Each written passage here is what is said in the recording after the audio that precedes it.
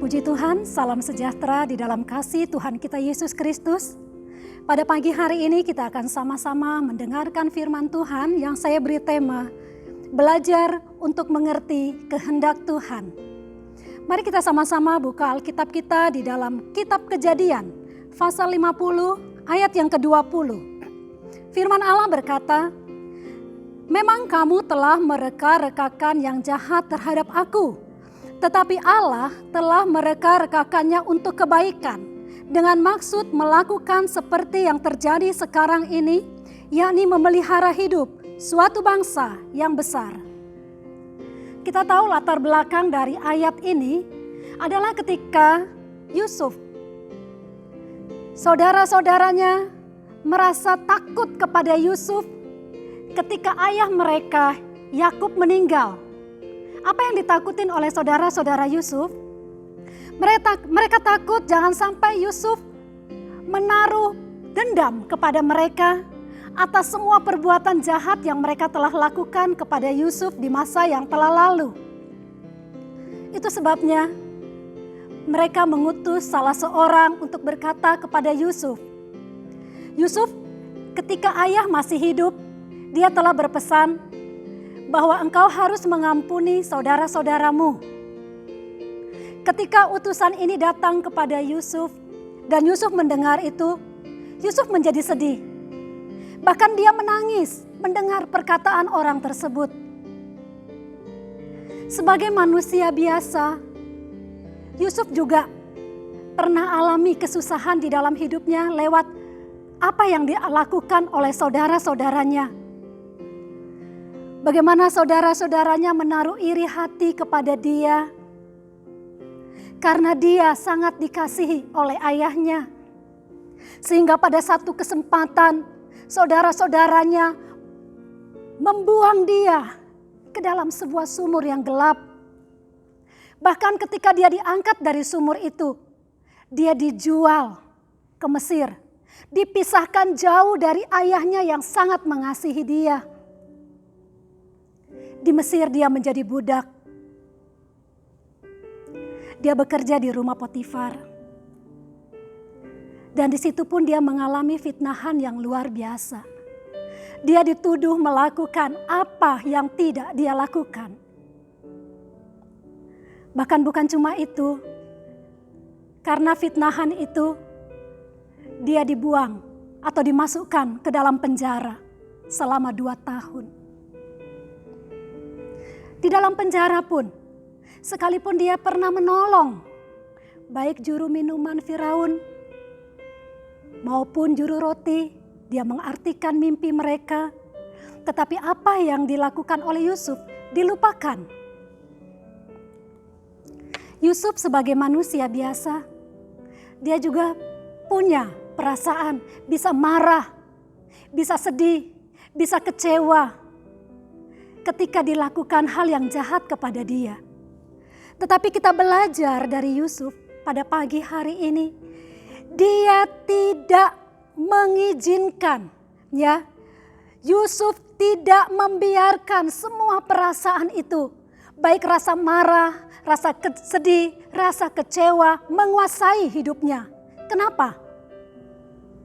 Karena Yusuf tahu bahwa Tuhan sudah punya rencana di dalam kehidupannya melalui mimpi yang Tuhan berikan kepada dia. Yusuf bisa marah, tapi dia tidak membiarkan itu menguasai kehidupannya. Di dalam Yeremia pasal yang ke-29 ayat yang ke-11 firman Allah berkata, "Sebab aku ini mengetahui rancangan-rancangan apa yang ada padaku mengenai kamu. Demikianlah firman Tuhan, yaitu rancangan damai sejahtera dan bukan rancangan kecelakaan, untuk memberikan kepadamu hari depan yang penuh harapan." Saudara-saudara ini diberkati oleh Tuhan. Di dalam setiap kehidupan kita, Tuhan sudah menaruh rancangannya. Dan ayat ini berkata bahwa rancangan Tuhan bagi setiap kita umatnya adalah untuk hari depan yang penuh dengan harapan. Tetapi untuk rancangan Allah itu tergenapi di dalam kehidupan kita, ada proses demi proses yang Allah izinkan kita lalui. Seperti Yusuf, dia melalui proses yang begitu luar biasa di dalam kehidupannya. Tetapi karena dia percaya bahwa Allah sudah menaruh rancangan di dalam kehidupannya, adalah Allah yang setia, Allah yang tidak pernah tinggalkan dia, dan Allah yang memberikan dia kekuatan untuk menang. Itu sebabnya dia tidak membiarkan rancangan Allah itu gagal di dalam hidupnya. Ketika saudara-saudaranya akhirnya datang kepada Yusuf, mereka bertelut, mereka sujud di hadapan Yusuf. Mereka menyesal atas semua perbuatan jahat yang mereka lakukan kepadanya. Yusuf tidak marah. Yusuf tidak langsung berkata, sekarang ayah sudah tidak ada, aku bebas melakukan hal yang jahat kepada kamu. Yusuf tidak melakukan itu, saudara-saudara. Tetapi apa yang Yusuf lakukan? Di dalam ayat tadi yang sudah kita baca, di dalam Kejadian 50 ayat yang ke-20. Yusuf berkata, memang kamu telah mereka-rekakan yang jahat terhadap aku. Tetapi Allah telah mereka-rekakannya untuk mendatangkan kebaikan. Dari sini kita bisa melihat bahwa hanya orang yang mengerti rencana Allah di dalam kehidupannya, ia tidak akan marah ketika diperhadapkan dengan persoalan di dalam hidupnya. Berapa banyak anak Tuhan sekalipun seringkali ketika diperhadapkan dengan masalah, dengan persoalan, seringkali mulai mempersalahkan orang lain. Aku alami ini karena kamu. Aku alami ini sebab perbuatanmu. Tetapi kita melihat Yusuf. Dia mengerti kehendak Tuhan. Dan dia mau terus berjalan di dalam rencana Allah. Setiap masalah yang kita hadapi, Tuhan dapat pakai itu untuk menjadi suatu proses agar rencananya tergenapi di dalam kehidupan kita. Dan setiap masalah yang kita alami itu akan melatih otot iman kita supaya menjadi semakin kuat di dalam Tuhan. Otot ini kalau nggak dilatih dia lemah ya. Seorang binaragawan supaya dia memiliki otot yang kuat, maka dia harus berlatih memikul beban yang berat.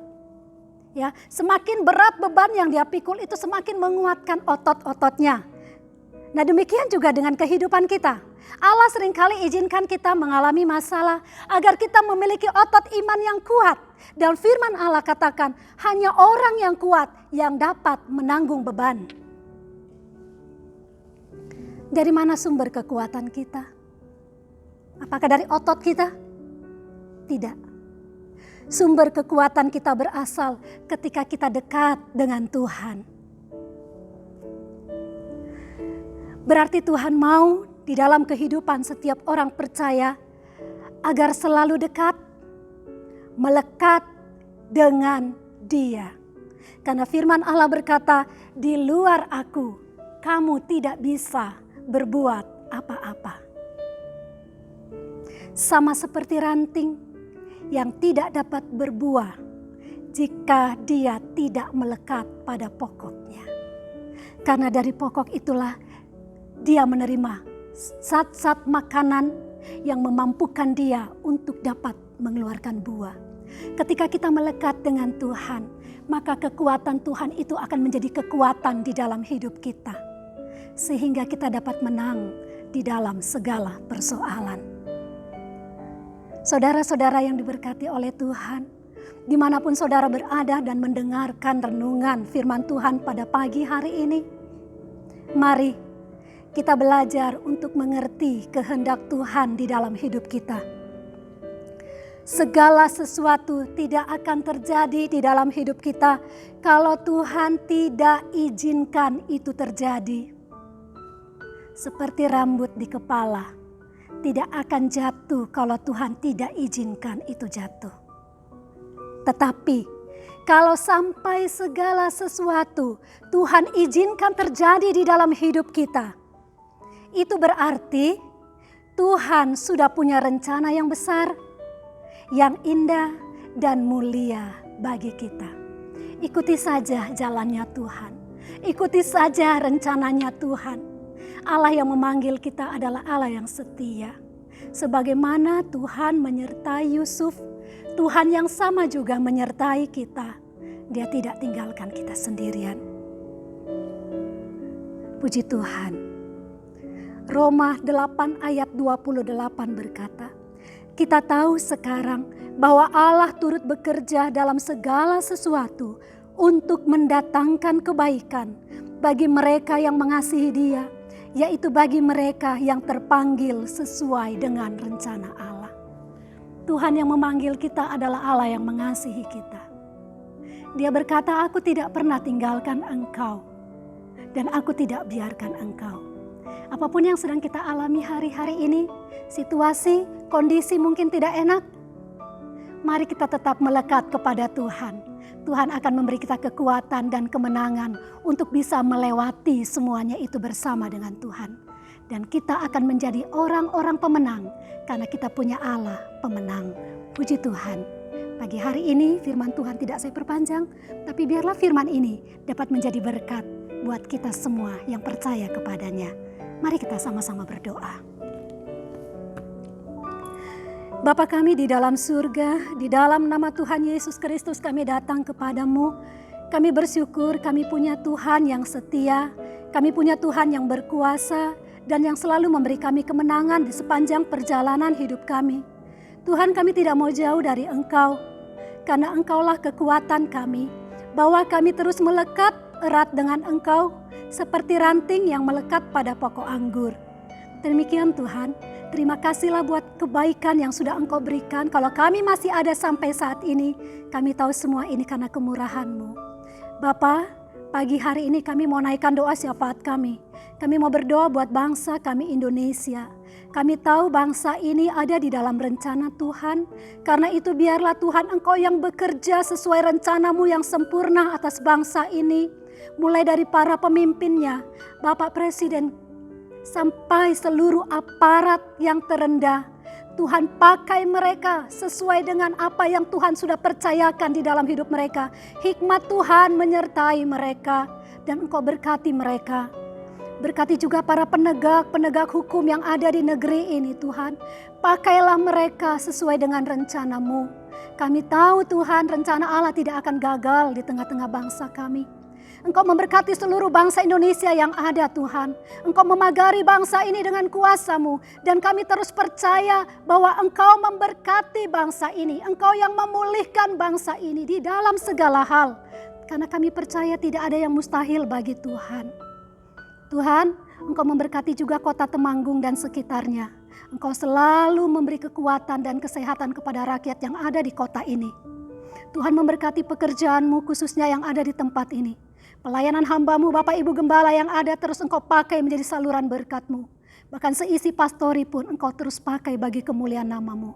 Berkati staf gembala, berkati para majelis, diaken karya, diaken karunia, sampai seluruh jemaat Tuhan. Engkau berkati, kuatkan kami selalu di dalam iman kepadamu Tuhan.